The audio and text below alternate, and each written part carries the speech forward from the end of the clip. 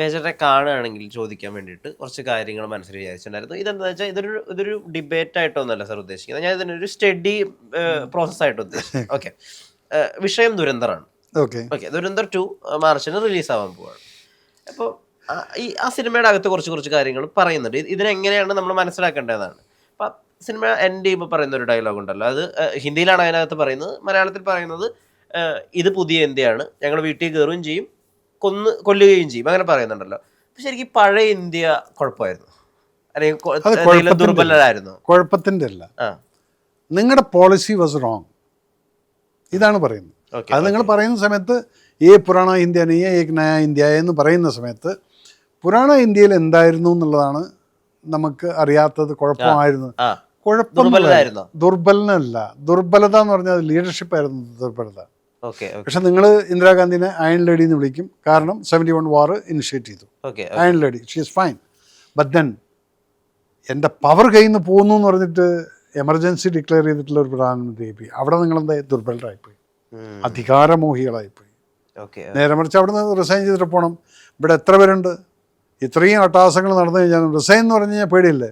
ഞാൻ നാളെ ഒരു MLA ആവട്ടെ, എൻ്റെ പേരിൽ അങ്ങനെ ഒരു അലിഗേഷൻ വന്നിട്ട് എനിക്ക് തോന്നുന്നത് ഞാനിതിൽ പാർട്ടാണ്.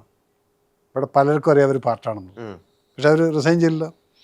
എൻ്റെ വന്നു കഴിഞ്ഞാൽ ഇവിടുത്തെ പോയി ടി വിയിൽ പറഞ്ഞ് ഇത് റെക്കോർഡ് ചെയ്ത് വെച്ചേക്ക്, അയാൾ റിസൈൻ റെക്കോർഡ് ചെയ്ത് തന്നെ വെച്ചേക്ക്.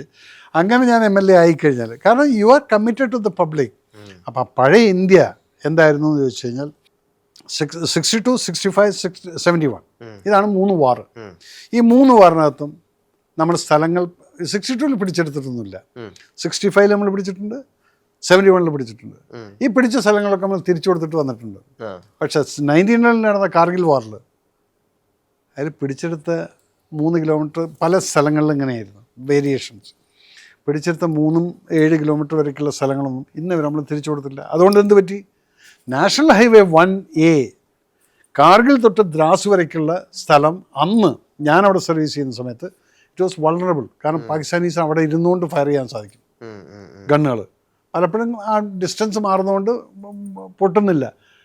അത് ഇവർ പിറകിലോട്ടൊക്കെ പോയപ്പോൾ ആ റോഡ് ഇപ്പോൾ ക്ലീനായി, ആർക്ക് വേണമെങ്കിലും പോകാൻ ഒരു വെടിവെപ്പ് നടക്കുന്നില്ല. എൻ്റെയൊക്കെ മുമ്പിൽ ഷെല്ലിങ് വീണിട്ടുണ്ട്. അപ്പം അതാണ് പഴയ ഇന്ത്യ പുതിയ ഇന്ത്യ എന്ന് പറയുന്നതിൻ്റെ കാരണം. ഇന്ന് നീ ഞങ്ങളെ അടിച്ചാൽ തിരിച്ച് വന്ന് നിൻ്റെ വീട്ടിൽ കയറി അടിക്കൂടാ. ഇത് ഏതൊരു രാജ്യത്തും വേണം. ഇസ്രായേൽ ഹമാസിൻ്റെയും ഇസ്രായേലിൻ്റെയും പ്രശ്നം എന്തായിരുന്നു? ഇസ്രായേൽ സമാധാനത്തിൽ പോകല്ലായിരുന്നു. നിങ്ങളിവിടെ ഹമാസിനെ പലരും സപ്പോർട്ട് ചെയ്തിട്ട് പറയുമായിരിക്കും. ഞാൻ ചോദിക്കും, നിങ്ങളെന്തെങ്കിലും മറ്റുള്ളവൻ്റെ വീട്ടിൽ പോയിട്ട് ചൊറിയാൻ നിൽക്കുന്നു? നമ്മൾ ഇന്ത്യ സമാധാനത്തിലിരിക്കുന്നു, നീ പേൽഗാമിൽ വന്നിട്ട് എന്തിനാ ചൊറിയാൻ വന്ന് അവിടെ വന്ന്? നീ എനിക്കൊരു കാര്യം ചോദിക്കാം. ഈ പുൽവാമ അറ്റാക്ക് മുമ്പ് IB-യുടെ കൃത്യമായിട്ടുള്ള ഇൻഫർമേഷൻ കിട്ടിയിട്ടുണ്ടായിരുന്നു. അവരെ റോഡ് വേസിൽ വിടരുത്, എയർവേസിലാണ് വിടേണ്ടത് ഇൻഫർമേഷൻ കിട്ടിയെന്നും അതിൻ്റെ നെഗ്ലിജൻസ് കാരണമായിരുന്നു അറ്റാക്ക് ഉണ്ടായെന്നും പഠനങ്ങളുണ്ട്. അങ്ങനെയാണെങ്കിൽ ഈ പുതിയ ഇന്ത്യ പാഴായി പോലെ ദുർബലല്ല, അല്ലെങ്കിൽ അവർ കുറച്ച് ഉഴപ്പിയില്ലേ? അതിലെങ്ങനെയാണ് നമ്മൾ മനസ്സിലാക്കുക?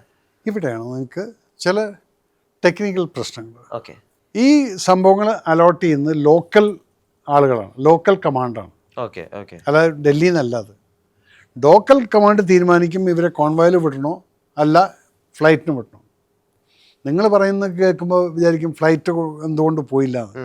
പക്ഷേ പേൽഗാം എന്നുള്ള സ്ഥലത്തുനിന്നോ അല്ലെങ്കിൽ നിങ്ങൾ അനന്തനാഗ് എന്നുള്ള സ്ഥലത്തുനിന്നോ ഫ്ലൈറ്റുമില്ല, ഒന്നുമില്ല. അവിടുന്ന് എയർപോർട്ട് വരയ്ക്കുള്ള ദൂരത്തിലാണ് ഈ അടി നടന്നിരിക്കുന്നത്.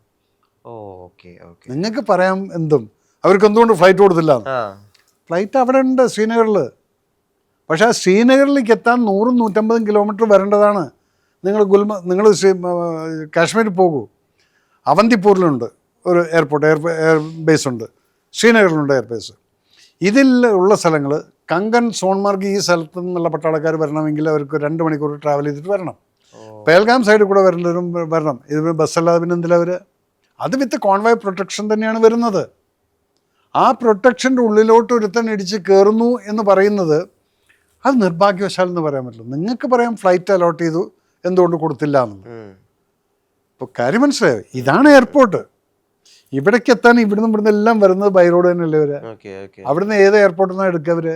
ഈ കണക്ടിംഗ് പാസേജിൽ നടന്നിരിക്കുന്നത്.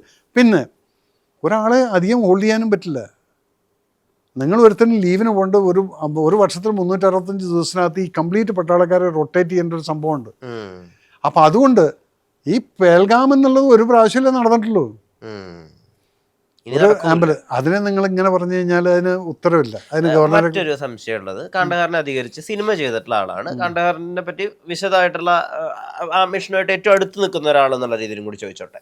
അതായത് ആ മിഷനിൽ റാൻസം കൊടുത്ത് അവിടുന്ന് നമ്മുടെ കയ്യിലുണ്ടായിരുന്ന ഭീകരനെ അവർക്ക് വിട്ടുകൊടുക്കേണ്ടി വന്നത് ആ എയർ പാസഞ്ചേഴ്സിനകത്ത് സ്വിറ്റ്സർലാൻഡിലുണ്ടായിരുന്ന ഒരു വളരെ പ്രമുഖനായിട്ടുള്ള ഒരു ഫോറിനർ ഉണ്ടായിരുന്നു എന്നും അയാൾക്ക് കറൻസി അച്ചടിക്കുന്നതായിട്ട് ബന്ധപ്പെട്ടിട്ടുള്ള ഒരു അദ്ദേഹം ഒഫീഷ്യലി അതിൻ്റെ ഒരു ഭാഗമായതുകൊണ്ട് ആണ് ഇന്ത്യ റിസ്ക് എടുക്കാഞ്ഞത്. അദ്ദേഹത്തിൻ്റെ ജീവന് മേലെ ഉള്ള കരുതൽ കാരണമാണ് ഇന്ത്യ റിസ്ക് എടുക്കാഞ്ഞതെന്നും അജിത് ഡോവൽ അങ്ങനെ ഒരു ഡിപ്ലോമാറ്റിക് രീതിയിലൂടെ ശ്രമിച്ചതെന്നും പഠനങ്ങളുണ്ട്.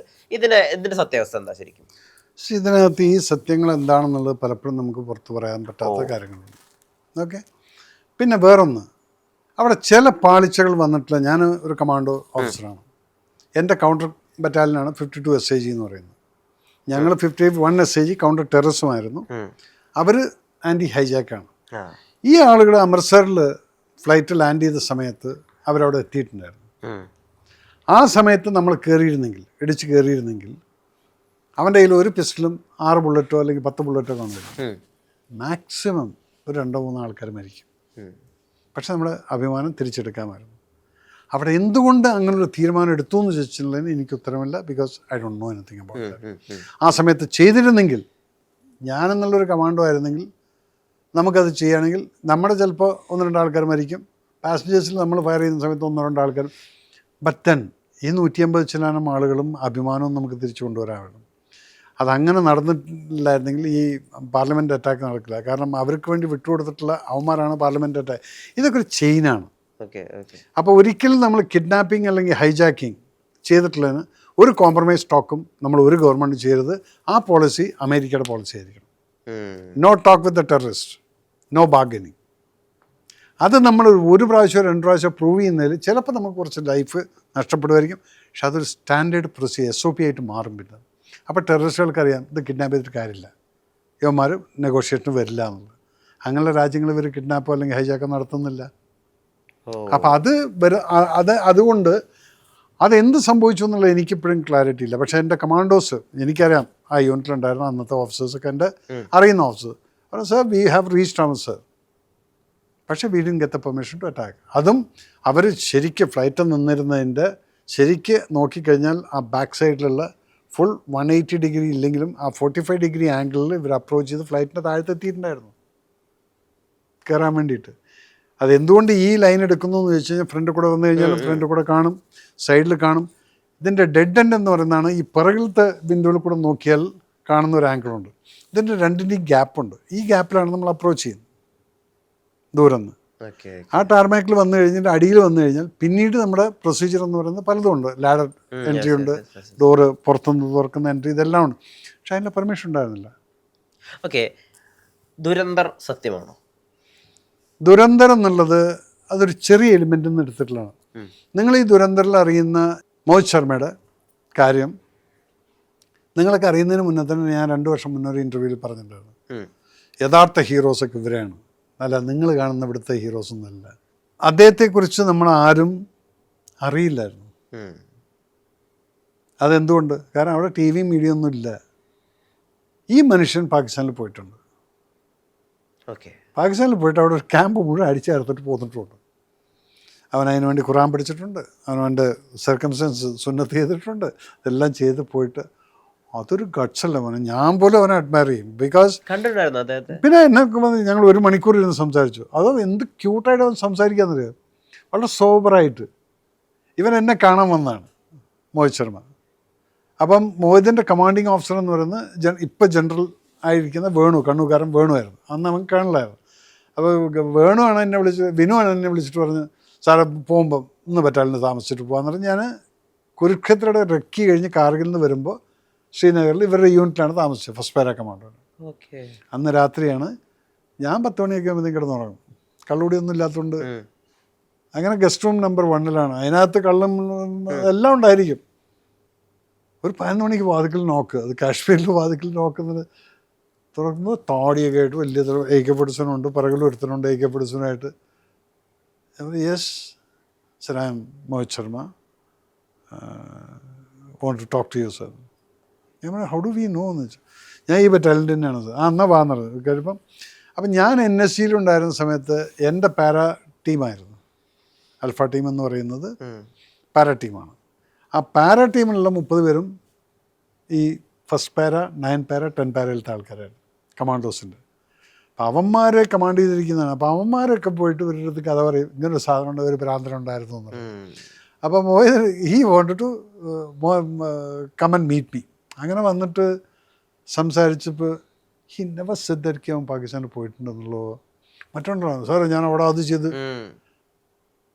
എന്നിട്ട് ഈ എൻകൗണ്ടർ കഴിഞ്ഞിട്ട്, അത് കഴിഞ്ഞിട്ട് വിനു വിളിച്ച് പറയുമ്പോഴാണ് അറിയുന്നത് ഹി ഡൈഡ്. 12 പേരായിരുന്നു ഡെഡ് ബോഡീസ് അറൗണ്ട് ഇവരുടെ ചുറ്റും.